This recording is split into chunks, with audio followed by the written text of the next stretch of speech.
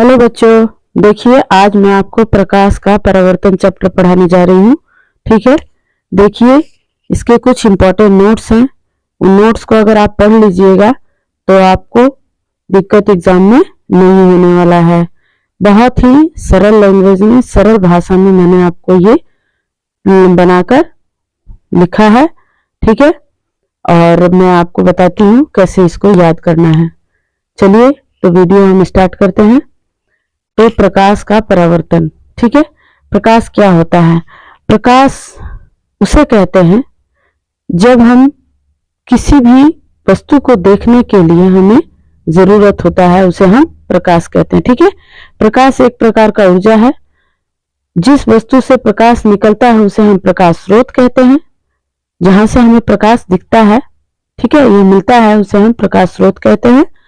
प्रकाश सदैव सीधी रेखा में गमन करती है, वो कभी कभी मुड़ती नहीं है, वो एकदम सीधी सीधी चली जाएगी। ठीक है, और जब वो सीधी रेखा में गमन करती है तो उसमें उसकी चाल कितनी होती है? 3 × 10⁸ मीटर प्रति सेकंड की स्पीड से वो दौड़ती है। ठीक है, अब प्रकाश स्रोत कितने प्रकार का होता है? तो प्रकाश स्रोत 2 प्रकार का होता है, एक प्राकृतिक स्रोत में और दूसरा मानव निर्मित।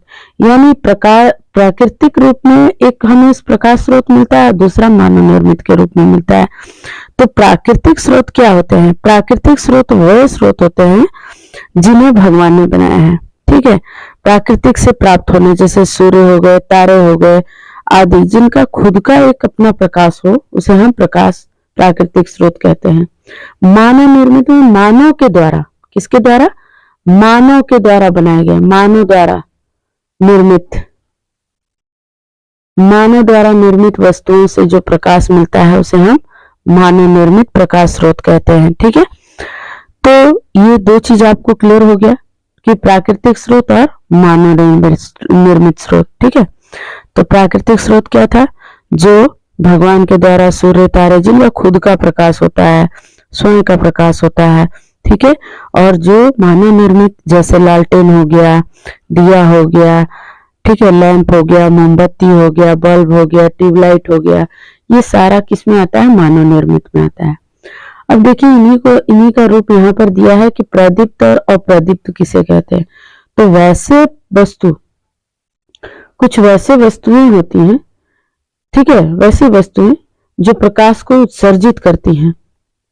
तो प्रकाश जो उत्सर्जित करती हैं वह प्रदीप्त कहलाती हैं या दीप्तमान वस्तुएं कहलाती हैं। ठीक है, तो जैसे सूर्य हुआ, बिजली का जलना, बल्ब का जलना, ये प्रदीप्त हो गए। अप्रदीप्त कैसे? वे वस्तुएं जिनका स्वयं का कोई प्रकाश नहीं होता है, स्वयं का कोई प्रकाश नहीं, अपना कुछ भी, बल हो गया, कुर्सी हो गया, पौधे हो गए, है ना, और भी बहुत सी वस्तुएं हैं जिनका कोई प्रकाश नहीं होता है, उसे हम अप्रदीप्त वस्तुएं कहते हैं। और प्रदीप्त उसे कहते हैं जिनका खुद का अपना प्रकाश हो, स्वयं का प्रकाश उत्सर्जित करे। जो प्रकाश उत्सर्जित करते हैं, उत्सर्जित माने देते हैं। ठीक है, स्वयं का प्रकाश तो होता ही है, प्राकृतिक स्रोत में है ही, लेकिन प्रदीप्त उसे कहते हैं जो वस्तुएं, ऐसी वस्तुओं को 2 भागों में बांटा गया। देखिए, प्रकाश के रूप में वस्तुओं को 2 भागों में बांटा गया, एक प्रदीप्त और दूसरा अप्रदीप्त। ठीक है, प्रदीप्त वस्तुएं वैसी वस्तुएं जिनका स्वयं का प्रकाश, स्वयं का मतलब है प्रकाश उत्सर्जित करती हैं। क्या करती हैं? वे वस्तुएं जो प्रकाश को उत्सर्जित करती हैं वो प्रदीप्त कहलाती है, दीप्तमान कहलाती है।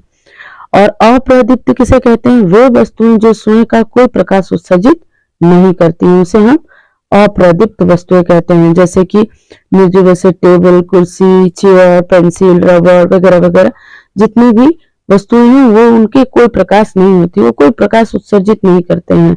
ठीक है, तो ये हो गया अप्रदीप्त हो गया। अप्रदीप्त में क्या हो गया? जैसे बल्ब हो गया, टेबल लैंप हो गया, सूर्य हो गया इत्यादि। ठीक है, अब बोलते हैं कि प्रकीर्ण किसे कहते हैं? प्रकीर्णन किसे कहते हैं? प्रकीर्णन का मतलब होता है प्रकाश आता है, प्रकाश आता है लेकिन एक छोटे से भाग से, छोटा सा भाग। तो प्रकाश जब सूक्ष्म कणों पर पड़ता है, जैसे आपने कभी कभी क्या होगा, देखा होगा कि घरों में जब हम कोई चादर वगैरह या कुछ झाड़ते हैं तो एक छोटी सी रेशेदार एक कोणों का रेखा दिखता है। ठीक है, कण ऐसे जाते हुए आते हुए दिखाई पड़ते हैं। तो उन कणों का आना जाना किस स्रोत से हो रहा है, कहाँ से? प्रकाश कहीं ना कहीं से आ रहा है। तो आपको एक झिलमिलाती हुई वस्तु दिखती है तो उसे हम प्रकीर्ण कहते हैं। प्रकाश जब सूक्ष्म कणों पर पड़ती है तो वे कण उन पर पड़ने वाले प्रकाश की कुछ ऊर्जा को अवशोषित कर लेते हैं, फिर उसे चारों ओर विकीर्ण कर देते हैं, यानी फैला देते हैं। तो जब हम कुछ झाड़ते हैं तो हमें चारों ओर फैलता हुआ दिखाई देता है। जब छोटे से छिद्र से प्रकाश आ रहा है तो आपको वो चीज झाड़ने के बाद वो फैला हुआ दिखाई देगा, उसी को हम लोग प्रकीर्ण कहते हैं। ठीक है, तो आगे चलते हैं।